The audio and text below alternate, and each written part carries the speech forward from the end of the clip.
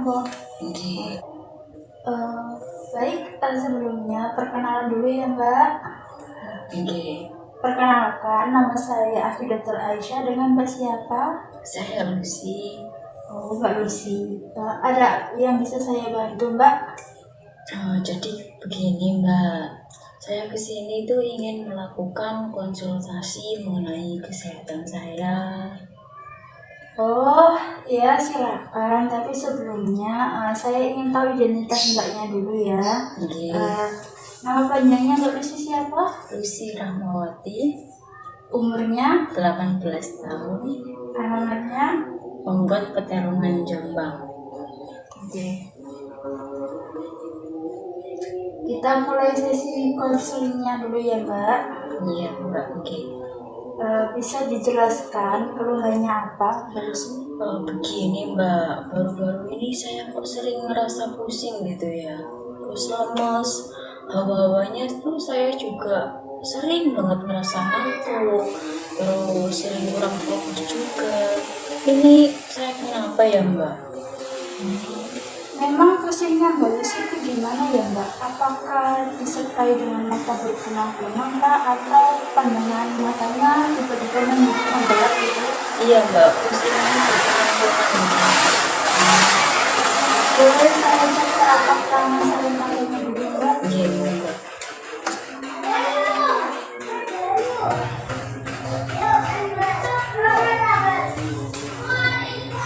Permisi ya Mbak, saya ingin cek matanya.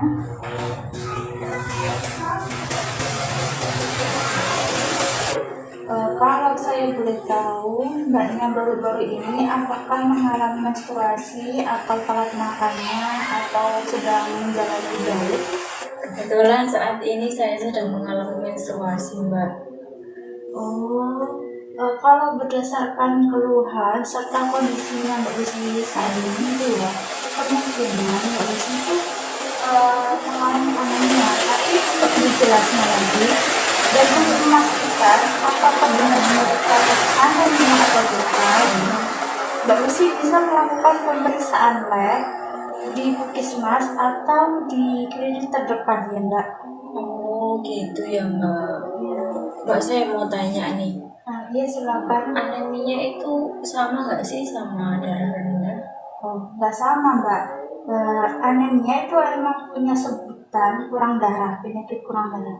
Tapi Iya. anemia sendiri itu beda dengan darah rendah. Nah sebentar, saya kasih tunjuk leafletnya dulu ya Mbak. Oke.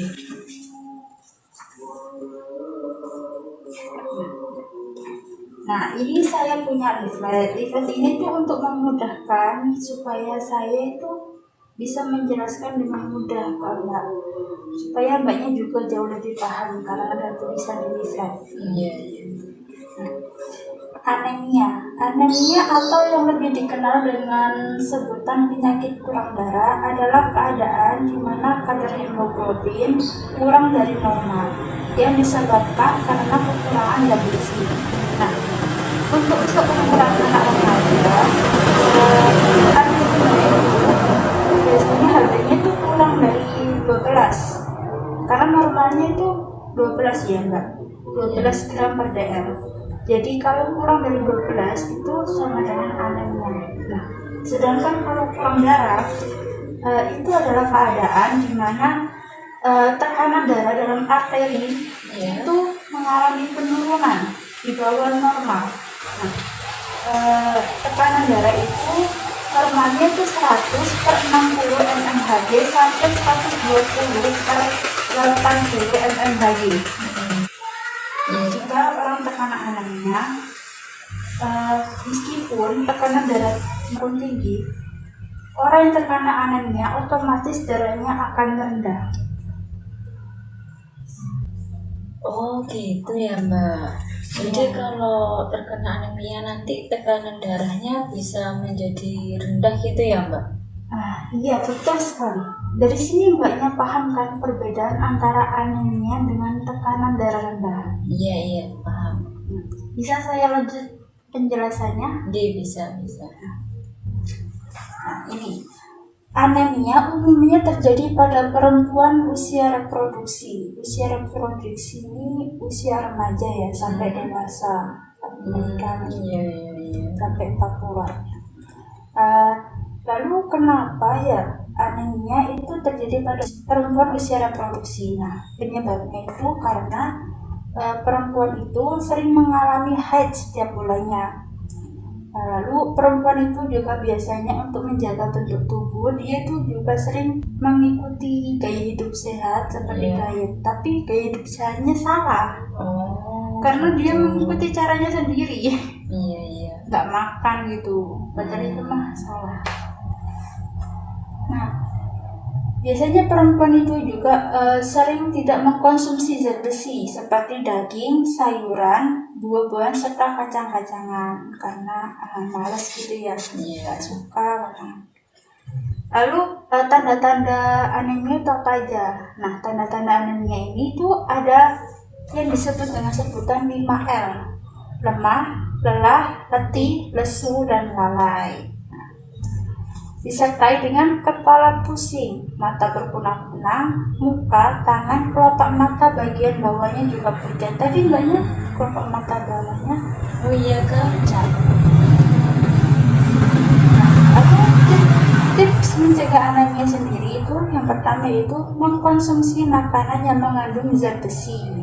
Lalu yang kedua, konsumsi makanan sumber vitamin C yang meningkatkan penyerapan zat besi seperti jeruk, mangga, tomat, dan jambu. Lalu jangan lupa untuk minum tablet tambah darah minimal 1 kali seminggu dengan air putih. Iya, iya. Jangan lupa juga perbanyak minum air putih dan juga aktivitas fisik. Jangan suka rebahan ya mbak. Saya nggak suka itu mbak, saya nggak suka olahraga mbak. Kan bersih-bersih rumah, nyapu-nyapu, bantu-bantu orang tua gitu, nyuci baju, itu kan aktivitas fisik ya. Nah, kalau sudah merasakan tanda-tanda anemia tadi, segera konsultasikan ke dokter ya. Karena nanti kalau nggak segera ditangani itu bahaya. Dampaknya anemia sendiri itu yang pertama itu terganggunya pertumbuhan dan juga perkembangan. Lalu yang kedua mudah lelah. Yang ketiga sering mengantuk. Yang keempat terganggunya fungsi kecerdasan. Lalu yang kelima rentan terhadap infeksi karena menurunnya sistem kekebalan tubuh. Lalu yang keenam lebih rentan keracunan. Lalu makanan apa yang dapat mengatasi anemia? Yang pertama yaitu ada makanan yang mengandung protein seperti tahu, tempe, dan juga telur. Sayur-sayuran hijau yang mengandung zat besi seperti bayam dan juga daun pepaya. Jangan lupa juga mengkonsumsi kacang-kacangan. Meskipun gak suka, itu kacang-kacangan kayak gimana ya? Ya bisa kacang-kacang panjang gitu mbak, kacang kedelai juga bisa. Lalu mengkonsumsi buah dan juga sayur yang mengandung vitamin A, B12, C, dan E seperti tomat, jeruk, jambu biji. Lalu mengkonsumsi daging dan juga ikan. Nah, ini ya mbak, mengkonsumsi obat tambah darah minimal 1 kali seminggu dengan air putih. Dianjurkan juga ya kalau sedang haid, mbaknya kan sedang haid ya.